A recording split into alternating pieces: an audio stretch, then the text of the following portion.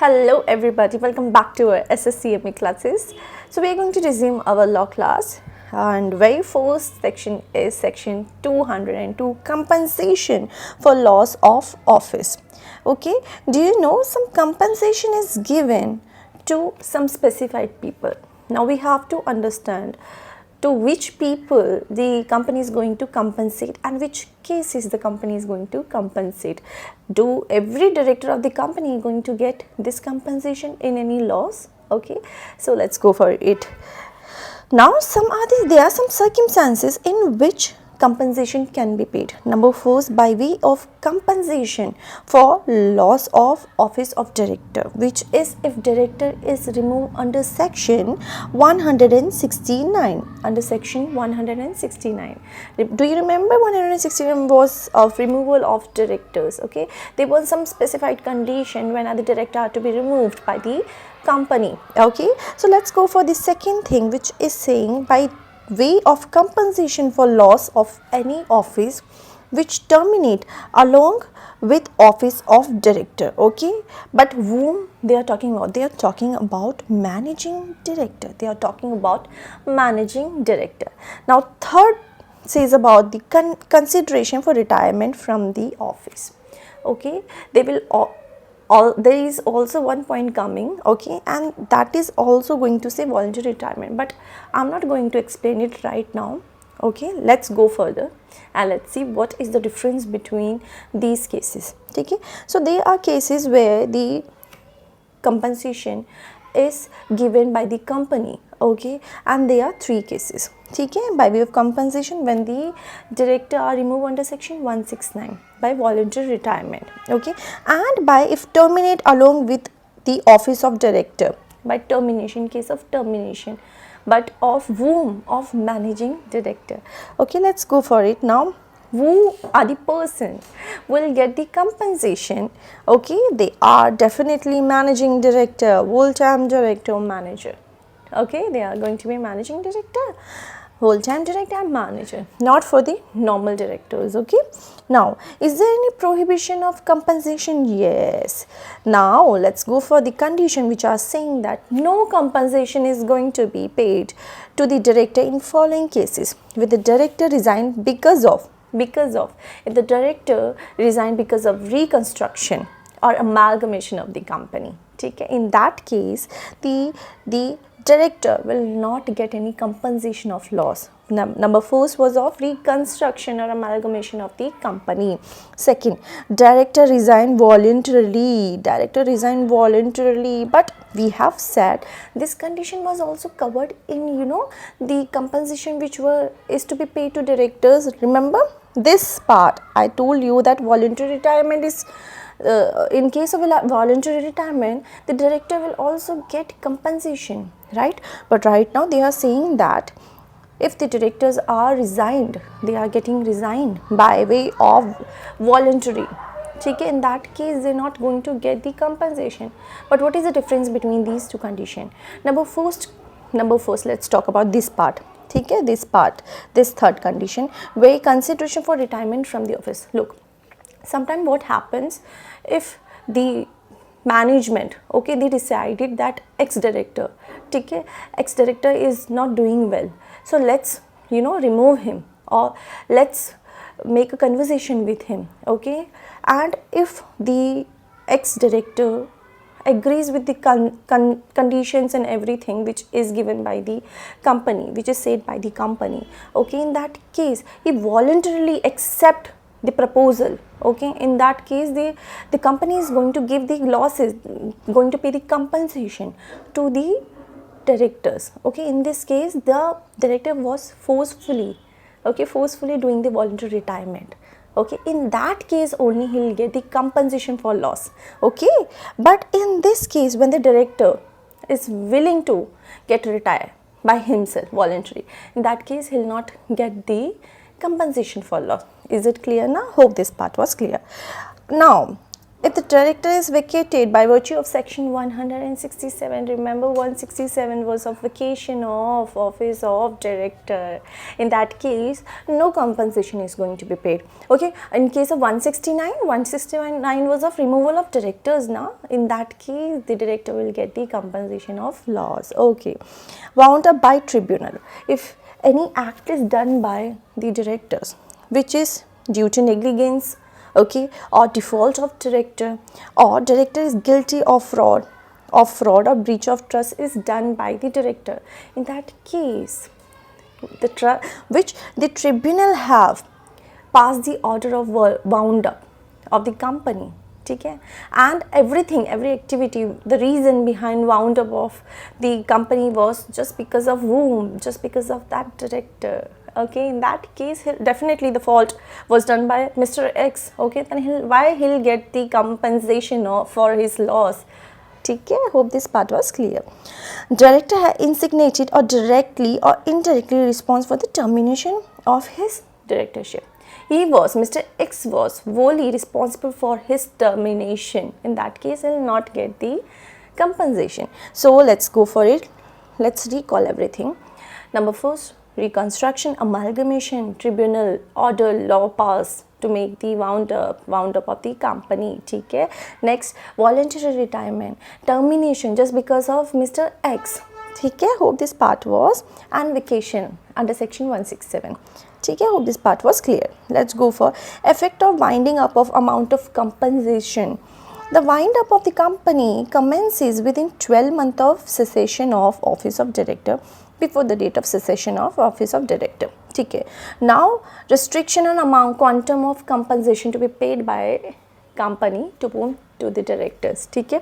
There is some restriction. Number 4 says the unexpired residual of his term or 3 year, whichever is lower. Again, I am saying that the unexpired residue of his term or 3 year, whichever is lower, up to that amount is only get by Mr. X director. Okay. The compensation received by Mr. Director is going to be up to what amount? There is some restriction up to the unexpired residue of his term or 3 year, whichever is lower. Now let's understand what is this compensation again. What are they saying about? The compensation shall be based on average remuneration. It is actually earned by director, manager during 3 years, immediately preceding the date of cessation of office. Okay. Next, if director has held his office for period shorter than 3 years, in that case, then the average remuneration shall be based on such shorter period. Hope this part was clear. Let's go for the next section of section 203. 202 was of compensation of loss. Remember? Okay, 203, appointment of key managerial person. Now we have to understand who are going to be key managerial person of the company. Okay, let's go for it. There is mandatory appointment of full-time key managerial person. Number 4, managing director. They would be managing director, CEO or manager. Okay, they are going to be managing director, chief executive officer or manager.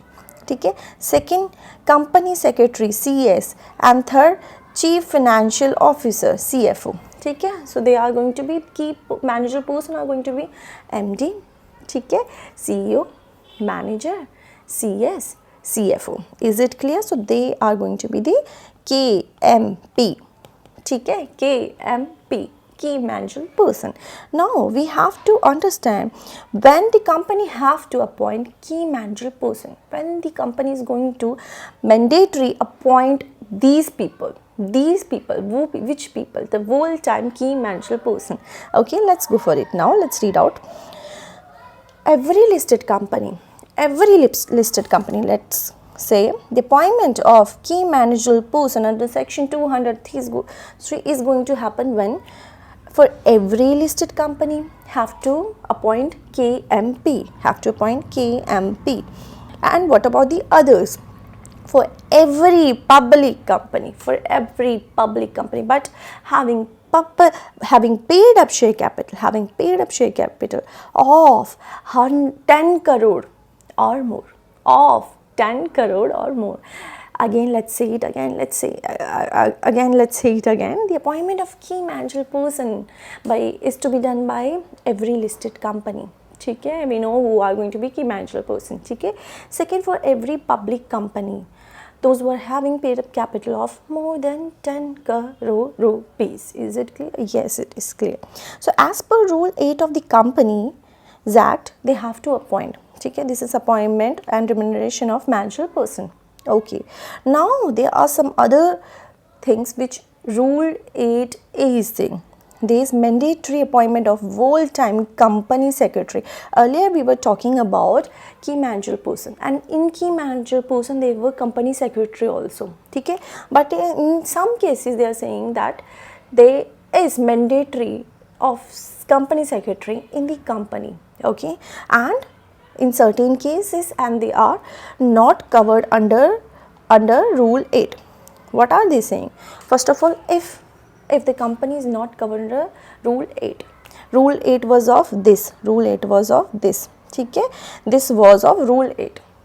Again, let me rewind. Rule 8 was saying the appointment of key managerial person for of two company, every listed company, every public company who are having more than 10 crore paid up share capital. Okay? If the company is not falling under Rule 8, falling under Rule 8, then Rule 8 is going to apply. First of all, the company should not fall under Rule 8. Then only Rule 8 is going to be applied. Hope so this part was clear. Now, if paid up share capital is rupees 5 crore or more, earlier it was of 10 crore or more. Now for company secretary, the paid up share capital is going to be rupees 5 crore or more. Hope this part was clear. Now as per Rule 8A of the Companies Act, it is according to Rule 8A. Appointment and remuneration of managerial person. Now tell me, is it going to apply for company which is public company or private company, or for both? For both the company, whether the company is public company, whether the company is of private company, for both cases the company secretary under Rule 8A is to apply. Number first, if it is not falling under Rule 8. Okay. Second, the paid up share capital is of more than 5 crore or more. Okay, let's go for it now. A company shall have a full-time company secretary, whether public or private company. Is it clear? Now we know Rule 8 and Rule 8A. Okay? When we have to follow Rule 8 and when we have to follow Rule 8A. Is it clear? Now let's go for it. Manner of appointment of full-time key managerial person shall appointed by means of resolution of board. By means of resolution of board. Okay. Board resolution shall specify the remuneration. The remuneration of whom? The key managerial person. And we know who is key managerial person. These people are key managerial person. Okay. Let's go for the other thing. Other terms and condition of appointment of key managerial person. Okay. A KMP may be director of any company with permissible of board. Full-time director key managerial person shall not hold office in more than one company. Okay, as the name is saying, the full-time key managerial person, okay, they are fully engaged in the company's activity. Okay, they are fully engaged in company's activity on day-to-day basis. So they are doing full-time job there. So they cannot be hold office more than one company. Except then it's subsidiary company. ठीक है, चलो ठीक है. Filing of vacancy in office of full-time key managerial person. It shall be filled up by board. A meeting of board within a period of 6 months from the date of such vacancy. So the vacancy should be filled within 6 months. ठीक है, hope this part was clear. Now what about the punishment? Punishment for such default, if such company shall be liable to pay penalty of rupees 5 lakh,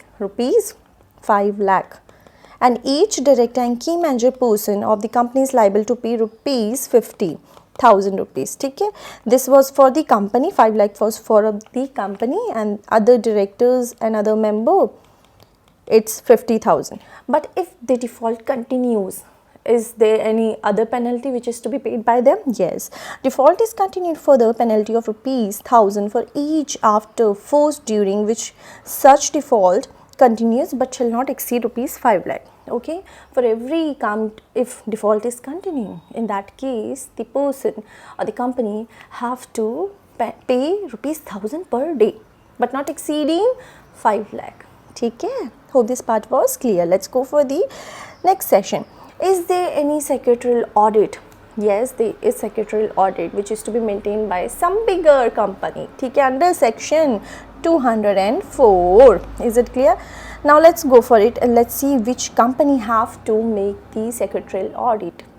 ठीक है, for every listed company, ठीक है, every listed company and other class of prescribed class of company, which are, they are talking about the public company. They are talking about the public company. The public company were having more than paid up capital of 50 crore or more. The paid up capital should be 50 crore or more of a public company. Second, turnover of 250 crore or more. Again, for every listed company and for every public company, number 4 paid up capital should be of 50 crore or more. Turnover of 250 crore or more. ठीक है? Remember the limit. ठीक है. Secretarial audit is prepared by company secretary. As we know that secretarial audit, it should be prepared by, as the name says, secretarial. So it should be prepared by whom? Company secretary. What is the form number? Form number MR3. Form number MR3. ठीक है? The board shall explain any qualification or observation or any other remark made by the company secretary in secretarial audit report. Is it clear? Let's go for it now, guys. So for every listed company, the mandatory companies are going to be every listed company. Second, public company, paid up 50, turnover 250, more or more in both cases. ठीक है. Secretarial audit report. Every company to which this section apply such access with the board report. A sectional or this is secretarial audit report. The secretarial audit report audit shall be prepared by CS who is in practice. ठीक है? Yes. The secretarial audit report should be preparing such form as prescribed. Prescribed form was of, let's see it again, form number MR3. This was the form number MR3. Is this clear? Hope this part was clear. Now what about the contravention? The punishment for the contravention under section 204 is punishable with minimum fine of 1 lakh, maximum of 5 lakh. What about the section 203? It was of 5 lakh for company, for other officer 50,000. In case of secretarial audit, default, contravention, in that case what is going to be the penalty? Penalty of 1 lakh, minimum, maximum of 5 lakh. Is it clear? Now let's go for the other section, and this is going to be the last section of this chapter. ठीक है? Function of company secretary under section 205, which says report to board about compliance with provision of, there are some function of company secretary which is to be performed by CS. ठीक है? And they have to report board about the compliance with according to the law. ठीक है? Number first thing, they have to report the board. Second, to ensure that the company complies with applicable secretarial standards or not. If not, then they have to make it correct. ठीक है? Second, to discharge such other duties as performed as per Rule 10 of the companies, which is of appointment and remuneration of managerial person. Now, these are other duties which is to be performed by CS to the company. Number 4, they have to assist the board. They have to assist the board. ठीक है? They have to advise the board whether the corporate governance, they have to follow this thing. Do you remember this? All we know this about, we have already read this about corporate governance in other subjects also. So they also have to give advice to board about the compliance of corporate governance. ठीक है? To obtain the approval from whom? They have to take approval from board. Number 1, second, government, and third, other authorities. Is it clear? They have to take the approval from board, government, authorities. ठीक है? They have to maintain the minute of meeting. Okay? To ensure that the company complies with applicable secretarial standard. This we already read. ठीक है? This we already read. Where? This. है ना? The company have to follow the secretarial standards. ठीक है? So next, to report to board about the compliance with the provision. We also read about this. This was the first condition. Okay, so majority they are very similar conditions. Next, to discharge such other duties as here specified in the rule, act and assigned by board.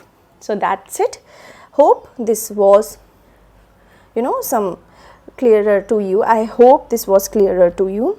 And we did how much section we did? I guess 3 or 4, 202, 203, 204 and 205. Okay, so start doing revision, solve questions, have writing practice and subscribe my channel. Hit a like button if you like this video, if it was bit useful for you. Okay, and this was the end of this chapter, and we are going to start tomorrow different chapter, another chapter. Okay, till then, bye guys. Hope you're doing your revision regularly. This is Soumya Santosh. Toodles.